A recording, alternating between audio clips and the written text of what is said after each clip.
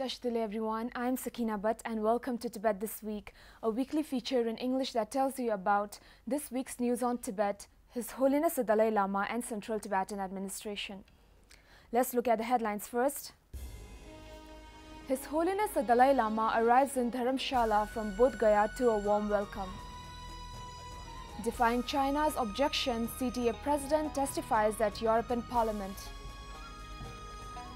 Is Tibet a forgotten cause? CTA President's interview with France 24. Central Tibetan Administration greets India on 69th Republic Day. With Ma Taoshu at UN headquarters, China pushes for globalization with Chinese characteristics.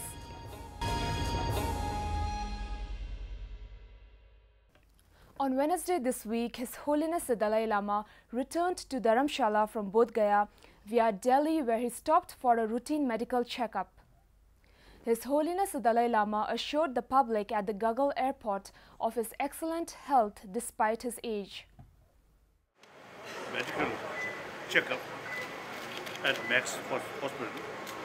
Oh, the result, very good. While in Bodh Gaya, His Holiness inaugurated the Thai Bara Society's Vatpa Bodh Gaya Varanam temple near the Mahabodhi temple and told the Thai devotees. Historically, the Pali tradition they come from Buddha's first teaching. So you are historically senior most Buddha's disciple. His Holiness also proposed that the Tibetan and Thai Buddhist communities should engage in dialogue and exchange of knowledge for the greater benefit.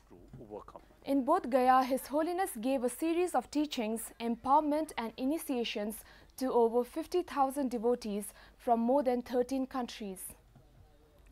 One of the highlights of the visit was the release of the first English volume of the groundbreaking series titled Science and Philosophy in the Indian Buddhist Classics. On Wednesday last week, the President of the Central Tibetan Administration, Dr. Lobsang Singye, testified before the subcommittee on human rights of the European Parliament. The resolution sends a clear message to Beijing that European Union, particularly its Parliament, is concerned about human rights situation in Tibet, and also sends a message of hope, a strong message to Tibetans inside Tibet, because there are still hundreds of Tibetans who are in prison for expressing their views.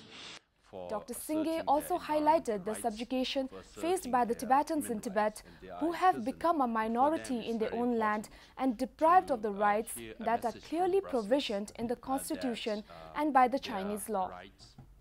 Parliamentarian Pier Antonio Panzeri, who chaired the meeting, assured the continuance of unrelenting commitment towards Tibet issue. Parliamentarian Laszlo Turkish, the vice chair of the subcommittee, said that the European Parliament needs to put more effort on minority rights and preservation of Tibetan language in Tibet. Dr. Singye also addressed a conference on middle way approach jointly organized by the European members of the Parliament, Kasa Segor and Molly Scott, calling it the only possible solution that strives to resolve the issue of Tibet. Tibetans, we practice non-violence. We practice dialogue as the process to solve the issue of Tibet. So once you practice non-violence and dialogue is the means, then you must take into consideration other sides' view. And the Chinese government's view is sovereignty and territorial integrity will not be compromised. Then we say, okay, we take that into consideration. Now, give Tibetans genuine autonomy as per Chinese law. He called upon the European Parliament to support the middle way approach, a peaceful resolution envisioned by His Holiness the Dalai Lama. Dr. Lobsang Singye, in an interview with French TV France 24, discussed the future of middle way approach and Tibet and international responses towards Tibet in the face of China's growing economic and diplomatic clout during his visit to Paris in France.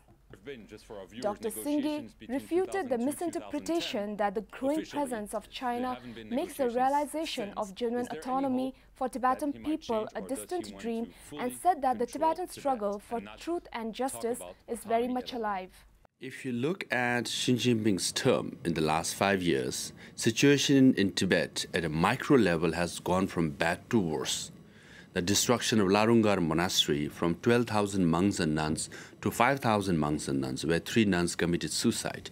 And also Yachingar Nunnery, where 6,000 nuns are there. It's being demolished as we speak. And 151 Tibetans have committed self-immolation, burned themselves since 2011. And then the grid system, the securitization of Tibet, even the Freedom House Index shows that Tibet is the least free region after Syria. That we are hopeful that in his second term, which will begin from March of this year, that he will relook at Tibet issue and realize. While in France, President Dr. Singh also met with senators and National Assembly members at the meeting chaired by Senator Michel Raisin. Dr. Singh spoke of the strategic importance of France as the nation where the 1988 Strasbourg proposal was delivered and which led to the middle way approach, and urged France to voice their support for the same. Speaking of the repressive policies in Tibet, he added that the United Nations and the international community needs to know that the tragedy in Tibet is real and the sufferings of the Tibetans are too real.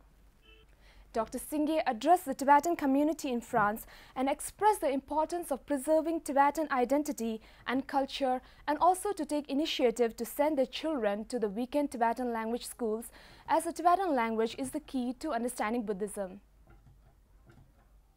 On the Indian Republic Day, the Central Tibetan Administration organized a brief ceremony to celebrate India's 69th Republic Day at the Kashak Secretariat.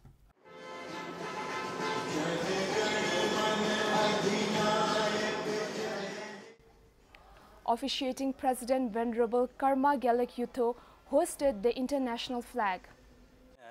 We Tibetans are extremely grateful to the people of India and to the government of India and to the nation of India as a whole for all their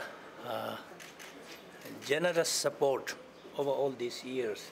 We are extremely grateful and will never forget it. Ma Taoxiu, China's former top envoy at the United Nations office in Geneva, known for leading China's campaign of advancing human rights with Chinese characteristics, is now speculated to step into a bigger role, that of the permanent representative at the United Nations headquarters in New York. The appointment, if confirmed, signals how Beijing plans to roll out President Xi Jinping's new era of global power diplomacy that calls for globalization with Chinese characteristics.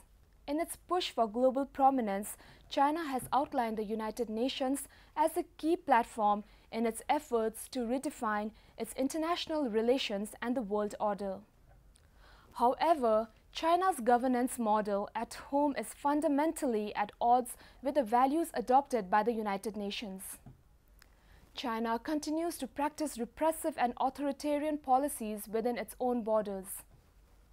Therefore, it remains to be seen whether China will manage to bridge the gap between UN's liberal ideology and its own repressive nature. So much for this week. See you next time. Have a great weekend.